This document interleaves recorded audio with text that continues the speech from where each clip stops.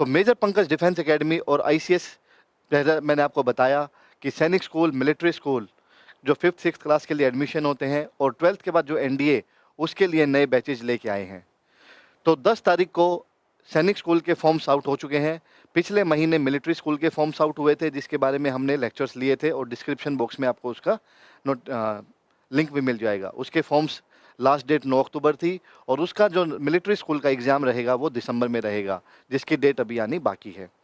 सैनिक स्कूल देश के ऐसे टॉप स्कूलों में से एक है जहाँ पे बच्चों को स्टडीज़ के साथ साथ डिसिप्लिन, एक ऐसे माहौल में ढाला जाता है जिससे बच्चा 12th के बाद या तो डिफेंस फोर्सेस में या ऐसी अच्छी अच्छी जॉब्स में जाता है जहाँ पे वो अपने सपने साकार करता है और अपने माता पिता का नाम रोशन करता है। तो इसी उम्मीद से मेजर पंकज डिफेंस एकेडमी और आईसीएस लेके आए हैं सैनिक स्कूल और मिलिट्री स्कूल के लिए क्रैश कोर्स। सैनिक स्कूल के फॉर्म्स आउट हो चुके हैं, 10 अक्टूबर को ये फॉर्म निकल गए थे और इसकी जो लास्ट डेट है वो है 30 अक्टूबर और फीस सबमिट करने की 31 अक्टूबर। उसके बारे में जानकारी देखेंगे, हम विस्तार से देखेंगे आगे। लेकिन आपको ये बताना इस प्लेटफॉर्म से इसलिए ज़रूरी है कि जो बच्चे या पेरेंट्स अभी तक इस बात से अनजान हैं कि मिलिट्री स्कूल या सैनिक स्कूल के फॉर्म्स कैसे फिल होते हैं या इन स्कूल्स में जाने का प्रोसीजर क्या है, उनके लिए कोचिंग कैसे ली जाती है, तो उन बच्चों के लिए और पेरेंट्स के लिए हम ये सेशन टाइम टू टाइम लेते रहते हैं। और आईसीएस के जो फाउंडर हैं, डायरेक्टर हैं प्रिमल सर, उनका आज जन्मदिन भी है। हम उनको हार्दिक शुभकामनाएं देते हैं और लंबी उम्र की शुभकामनाएं देते हैं। तो आज का लेक्चर शुरू करते हैं सैनिक स्कूल की जो नोटिफिकेशन है, जो फॉर्म्स निकले हुए हैं उससे। सबसे पहले हम देखेंगे जो एप्लीकेशन फॉर्म है वो candidates must fill out the all India Sainik school entrance exam. ये आपकी सोसाइटीज़ है जिसके अंतर्गत सारे सैनिक स्कूल्स चलते हैं। लगभग 35 से 40 सैनिक स्कूल्स हैं और हर साल 3 से 3,500 सीट्स होती हैं और कम से कम 3 से 3.5 लाख बच्चे इस एग्ज़ाम के लिए अपीयर करते हैं। तो कंपटीशन टफ रहता है और जो बच्चे इस चीज़ के लिए 1 से 2 साल की मेहनत करते हैं उन बच्चों का सिलेक्शन हो जाता है। जो फॉर्म है वो ऑनलाइन और ऑफलाइन मोड में अवेलेबल रहता है। ऑनलाइन मोड में अवेलेबल रहता है, जो सैनिक स्कूल की वेबसाइट है उस पर आपको ये देखने को मिलेगा। उसके बाद जनवरी में इसका एग्ज़ाम होता है और जैसे नोटिफिकेशन अभी आ गई है अक्टूबर में 10 तारीख से, इसके लास्ट डेट रहेगी 30 अक्टूबर। 2 नवंबर से 4 नवंबर तक करेक्शन विंडो रहेगी कि जो बच्चे बाई चांस कोई मिस्टेक हो गई है फॉर्म फिल करने में उसको सुधार सकते हैं और उसकी फ़ीस सबमिट होने के बाद लगभग जनवरी के 2nd या 3rd संडे को सैनिक स्कूल का एग्ज़ाम क्लास 6th और क्लास 9th के लिए कंडक्ट किया जाएगा।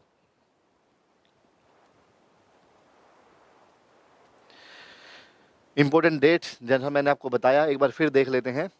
जो सबमिशन है, ऑनलाइन सबमिशन, ऑनलाइन जो फॉर्म्स निकले हैं वो निकले हैं 10 अक्टूबर से और लास्ट डेट रहेगी 30 अक्टूबर, ध्यान दीजिएगा। उसके बाद जो लास्ट डेट है फीस की, जो फीस पेमेंट रहेगी उसकी लास्ट डेट रहेगी 31, यानी 30 तारीख तक शाम को 5 बजे तक आप फॉर्म फिल कर सकते हैं और 31 तारीख को 11:50, जो रात के 11:50 है, जब तक आप फीस सबमिट कर सकते हैं। उसके बाद करेक्शन, अगर कोई फॉर्म में आपको फिल करते हुए गलती हो गई है उसको सुधारा जा सकता है 2 नवंबर से 4 नवंबर। और जो डेट रहेगी एग्ज़ाम की वो बाद में नोटिफिकेशन आएगी कि जो आपकी ईमेल आईडी या मोबाइल नंबर होगा उसके तहत आपको पता चलेगा। और एग्ज़ाम जनरली 2nd या 3rd संडे 2026 में अगले साल कंडक्ट किया जाएगा। ऑफिशियल वेबसाइट है, इस पे जाके आप एक बार कंप्लीट डिटेल्स देख सकते हैं www.nta.ac.in। और आपको जो दूसरी दी हुई है exams.nta.nic.in सैनिक स्कूल सोसाइटी, यहाँ पे आपको कंप्लीट बुलेटिन या नोटिफिकेशन मिल जाएगी। आप उसके अंतर्गत जाके और वो चेक कर सकते हैं। एलिजिबिलिटी क्राइटेरिया क्या रहेगा क्लास 6th के लिए? वो रहेगा कि जो बच्चा क्लास 6th के लिए अपीयर कर रहा है उसकी एज 10 से 12 साल के बीच होनी चाहिए, यानी कि उसकी डेट ऑफ बर्थ 1 अप्रैल 2014 से 31 मार्च 2016 के बीच में होनी चाहिए। दो बच्चा 6th क्लास के लिए अपीयर कर रहा है और ये दोनों डेट इंक्लूसिव, यानी कि ये दोनों डेट काउंट होंगी। एजुकेशनल क्वालिफिकेशन रहेगी आपकी, student should be in class 5 और should have completed class 5 from a recognised school. Generally क्या होता है कि जो बच्चा 5वीं में है या 5वीं पास कर चुका है वे ही बच्चे इसके लिए अप्लाई कर सकते हैं। क्लास 9th के लिए ये जो डेट आपकी रहेगी डेट ऑफ बर्थ, वो आपकी रहेगी 1 अप्रैल 2011 से 31 मार्च 2013, और यानी कि 13 से 15 साल के बीच में बच्चे की एज होनी चाहिए। एजुकेशनल क्वालिफिकेशन जैसा 6th के लिए था वैसा ही आपके लिए जो क्लास 8th में या तो पास कर चुका है या उसमें पढ़ता हुआ हो अभी। जो एग्जाम पैटर्न है जो क्लास 6th के लिए है will include subject like mathematics, general knowledge, ये जो जीके जीएस होती है, लैंग्वेज इंग्लिश और हिंदी में, या आपकी रीजनल लैंग्वेज भी आप चूज कर सकते हैं, वो मैं आपको बताऊंगा एज पर द नोटिफिकेशन। 12 से 13 रीजनल लैंग्वेजेस हैं जिसको आप चूज कर सकते हैं, और उसके अलावा आपकी रीजनिंग रहेगी। जैसा मिलिट्री स्कूल में होता है, जो 6th क्लास के लिए बच्चे फॉर्म फिल करते हैं, उसमें लैंग्वेज इंग्लिश ही कंपलसरी है। लेकिन सैनिक स्कूल के एग्जाम के लिए आपको ऑप्शन से आप हिंदी भी ले सकते हैं, या जो आपकी लोकल रीजनल लैंग्वेज है आप उसको भी चूज कर सकते हैं। बाकी आपके पेपर सेम रहेंगे, mathematics, GK and reasoning. Class 9th के लिए mathematics, English, GS and social science, यानी कि इसमें आपकी इंग्लिश भी रहेगी, रीजनिंग भी रहेगी, इसमें आपका लैंग्वेज का कोई ऑप्शन नहीं है। जो आपका मिलिट्री स्कूल का एग्ज़ाम था, सॉरी फॉर्म फिल किया था आपने, उसमें आपके 2 पेपर होने थे, पेपर 1 एंड पेपर 2। पेपर 1 में आपके हिंदी, इंग्लिश और आपका एसएस था, और पेपर 2 में आपके साइंस और मैथ्स रहेंगे। कमलेश जी का कोई मैसेज है, 10 कोई, थोड़ा क्लियर लिखिए ताकि हम समझ पाएँ कि आप क्या पूछना चाह रहे हैं। इसके बाद जो ड्यूरेशन रहेगी 6th क्लास के लिए 2.5 घंटे का रहेगा, 150 मिनट्स, 2 बजे से 4:30 बजे तक शाम को। और जो क्लास 9th के लिए अपीयर करेंगे उनके लिए 3 घंटे की ड्यूरेशन रहेगी एग्ज़ाम की, वो आपकी 2 बजे से शाम के 5 बजे तक रहेगी। जो मोड ऑफ एग्जामिनेशन है ये आपका ओएमआर शीट पे रहेगा, पेन एंड पेपर मोड है, और आपको ऑप्शंस मिलेंगे ABCD वाले, जो आपके ऑब्जेक्टिव टाइप क्वेश्चंस होते हैं वो आपको फिल करने हैं, दोनों क्लासेस के लिए, 6th के लिए भी और 9th के लिए भी। मल्टीपल चॉइस क्वेश्चंस रहेंगे। सब्जेक्ट एक बार देख लीजिए, और किस सब्जेक्ट में से कितने क्वेश्चंस आते हैं उसका भी एक बार नज़र डाल लीजिए। जो लैंग्वेज रहेगी, चाहे वो आपकी हिंदी है, इंग्लिश है, या कोई रीजनल लैंग्वेज है, उसमें आपके 25 क्वेश्चंस रहेंगे। 2 नंबर का एक क्वेश्चन रहेगा, तो यानी आपके लैंग्वेज की बात करें 50 मार्क्स की आपका लैंग्वेज का एग्जाम रहेगा। मैथमेटिक्स के आपके 50 क्वेश्चंस रहेंगे, ये क्लास 6th के लिए बात हो रही है। इसमें एक क्वेश्चन 3 नंबर का रहेगा, और टोटल मार्क्स आपके मैथ्स के 150 रहेंगे। उसके बाद इंटेलिजेंस और जीएस के 25-25 क्वेश्चंस हैं, और 2-2 नंबर, यानी ये भी आपके 50 मार्क्स ईच रहेंगे, यानी 50 मार्क्स की रीजनिंग और 50 मार्क्स की जीएस, जिसमें आपका एसएस के पोर्शन भी आएंगे, जीके के भी आएंगे, और साइंस के भी कुछ टॉपिक्स आएंगे। तो टोटल आपके 125 क्वेश्चंस हो जाएंगे, और टोटल मार्क्स आपके 300 हो जाएंगे। और इसके लिए जो टाइम मिलेगा आपको, वो मिलेगा 150 मिनट्स, यानी कि 2.5 घंटे। क्लास 9th के लिए ये आपके मैथ्स के 50 क्वेश्चंस, लेकिन इसमें आपके जो मार्क्स है वो 4 नंबर का एक क्वेश्चन हो जाएगा मैथ्स का, तो यानी कि 200 मार्क्स का सिर्फ मैथ्स का पेपर होगा। उसके बाद इंटेलिजेंस के 25, English 25, general science and social science, यानी कि इन सभी सब्जेक्ट के 25 क्वेश्चंस आएंगे, 25-25, और 2 नंबर का एक क्वेश्चन होगा, और 50 मार्क्स ईच। तो ये टोटल आपके 400 मार्क्स के हो जाएंगे, और 150 क्वेश्चंस होंगे, क्योंकि इसमें आपका साइंस और एसएस अलग अलग हो गए हैं।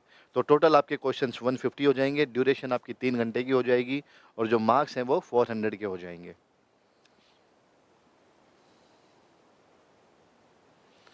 जो मैंने आपको बताया था, जो क्लास 9th के लिए सिर्फ इंग्लिश रहेगी लैंग्वेज, और क्लास 6th के लिए आप इन सारी लैंग्वेजेस में से कोई भी लैंग्वेज चूज कर सकते हैं। जब आप फॉर्म फिल करेंगे तो उस टाइम पे आपको ऑप्शन मिलेगा कि आपको किस लैंग्वेज में पेपर देना है, या कौन सी लैंग्वेज आप प्रेफर करना चाहते हैं, इंग्लिश है, हिंदी है, उड़िया है, असमीज, कन्नड़, तो उसको ही आपको वो लैंग्वेज पेपर आपको दिया जाएगा। तो एक बार आपके पास देख लीजिए, आपके पास इंग्लिश, असमीज, कन्नड़, मराठी, पंजाबी, मलयालम, उड़िया, तमिल, उर्दू, बंगाली, गुजराती, हिंदी और तेलुगु, तो ये सारे ऑप्शंस हैं। इनमें से आप कोई भी एक पेपर लैंग्वेज के लिए चूज कर सकते हैं।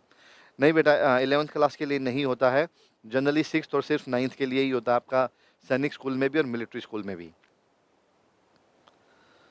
फर्स्ट क्लास नहीं होती, 6th क्लास से ही इन स्कूल्स में एडमिशन्स होते हैं, 6ठी क्लास में और 9th क्लास में। स्टार्टिंग ही इनकी 6th क्लास से ही होती है।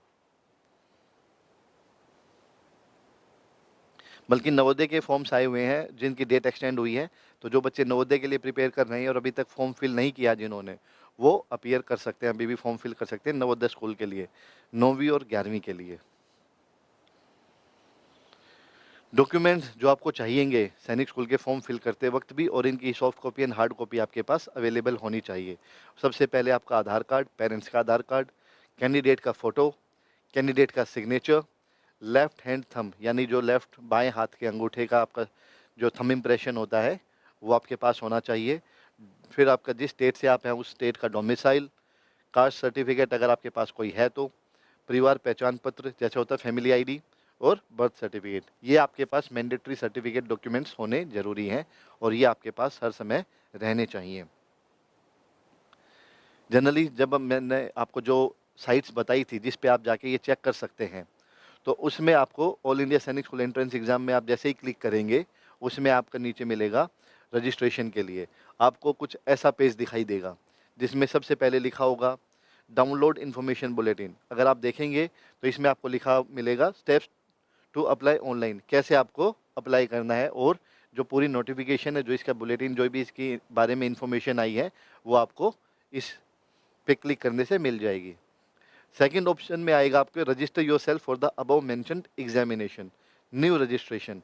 कोई बच्चा अगर पहली बार रजिस्ट्रेशन कर रहा है, पहली बार फॉर्म फिल कर रहा है, तो उसको इस ब्लू आइकन पे क्लिक करना पड़ेगा, ताकि जैसे ही इस पे क्लिक करेंगे, वो अगले पेज में आपको बताऊंगा उसके बाद क्या आएगा।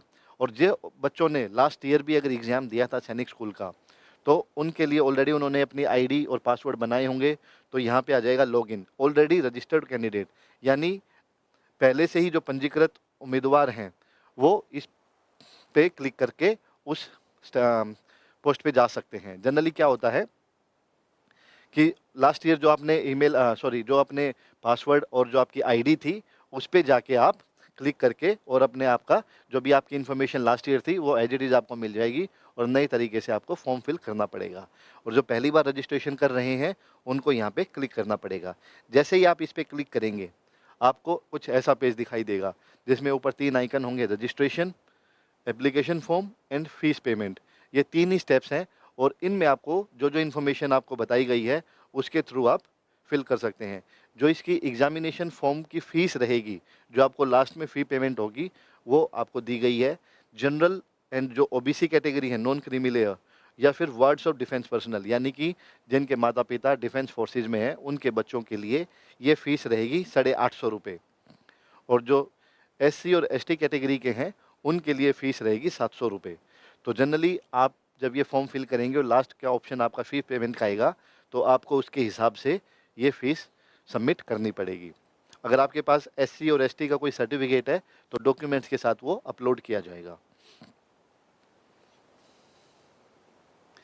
इसके बाद स्टेप 1 में register for online application form and note down the system generated application number. Generally जैसे ही आप क्लिक करेंगे और आप अपनी बेसिक डिटेल्स भरेंगे, उसमें एक ऊपर नंबर आ जाएगा, एक तरह से एप्लीकेशन नंबर, तो वो आपको नोट डाउन करके रखना है, क्योंकि उसके बाद फिर अपना आप यूज़र नेम और एक आईडी बनाएंगे, और जब भी आपको एप्लीकेशन नंबर पूछा जाएगा तो आपकी सारी रेफरेंस, सारी कोरस्पॉन्डेंस उसी एप्लीकेशन नंबर के थ्रू की जाएगी। Candidate should supply the required details while filling the form, application form.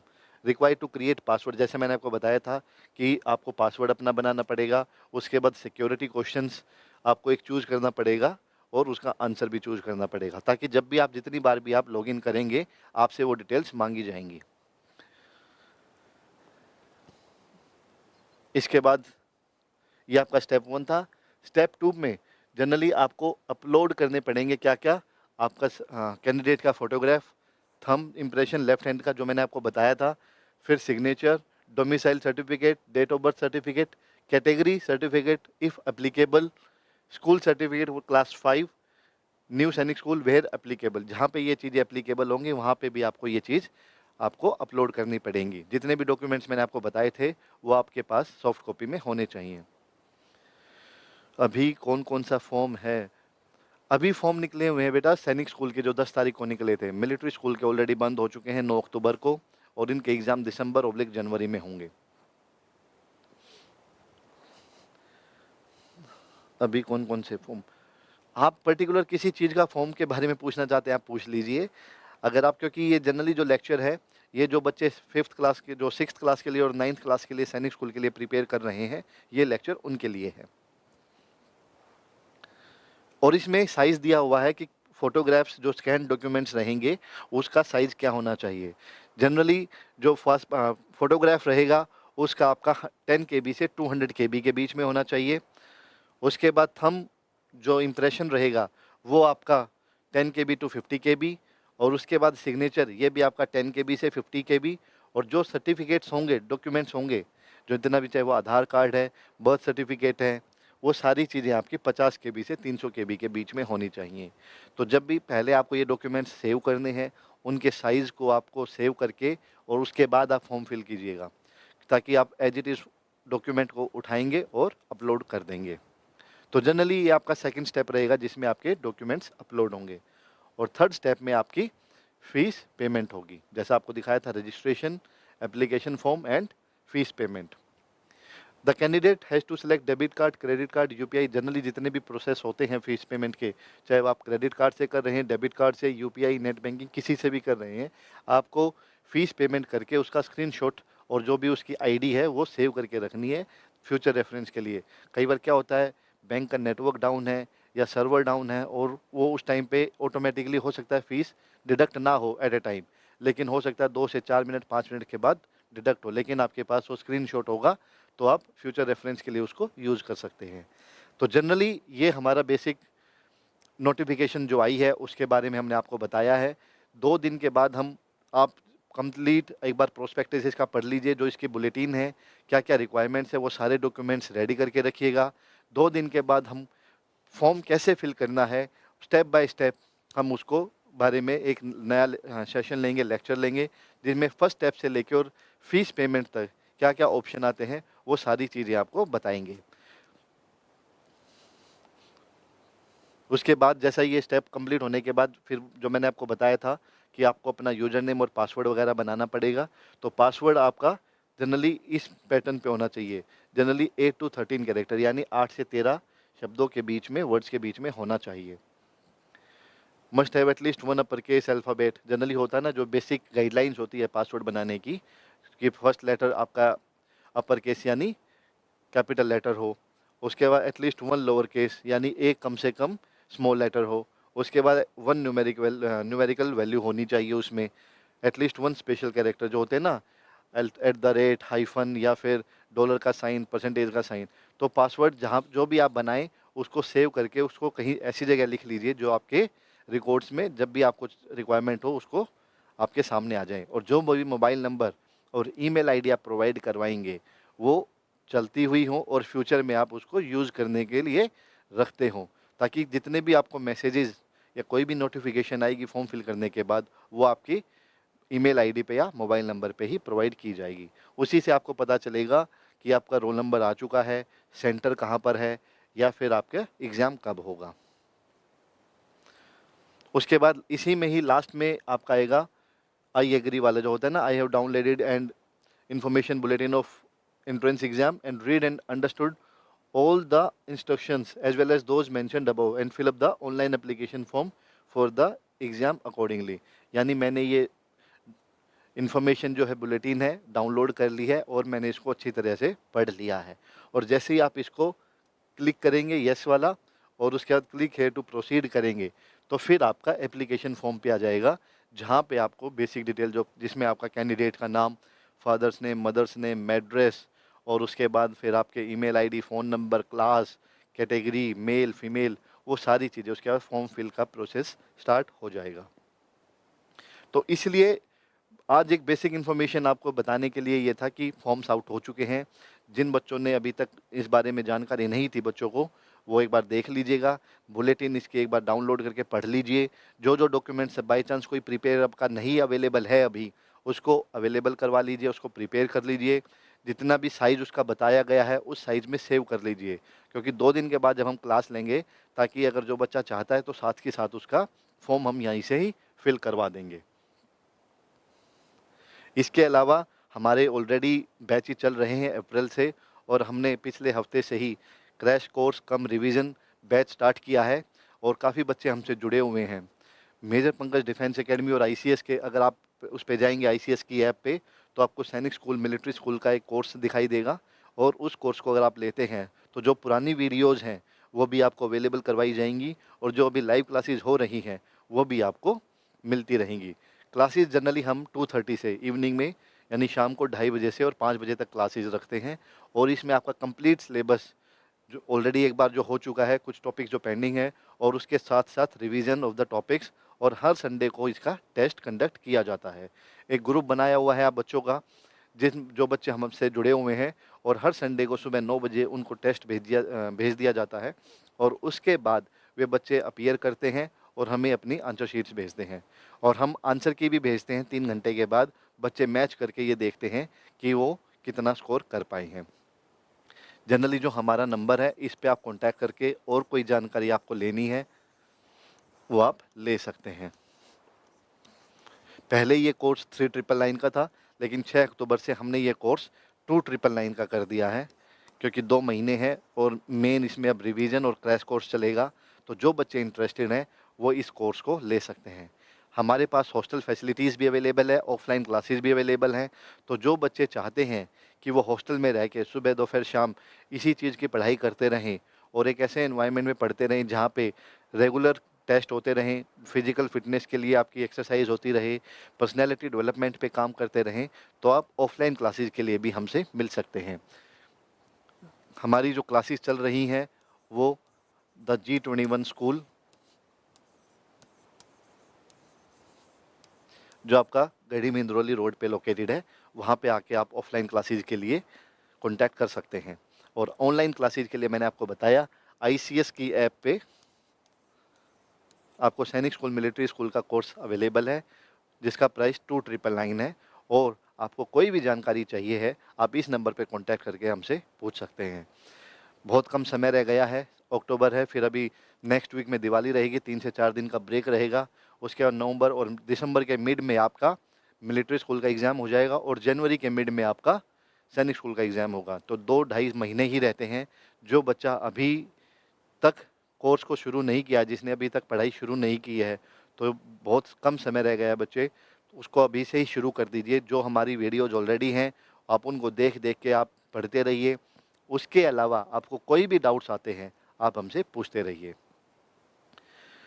कम दिखाई देता है, सुनकर याद करता हूँ, और ठीक है, कोई इशू नहीं है। आइज़ का जो रहेगा, देखो जो इनका मिलिट्री स्कूल और सैनिक स्कूल का जो प्रोसेस रहता है, पहले रिटन एग्ज़ाम होगा, उसके बाद आपकी फिर काउंसलिंग होगी, और उसके बाद फिर आपका मेडिकल होगा।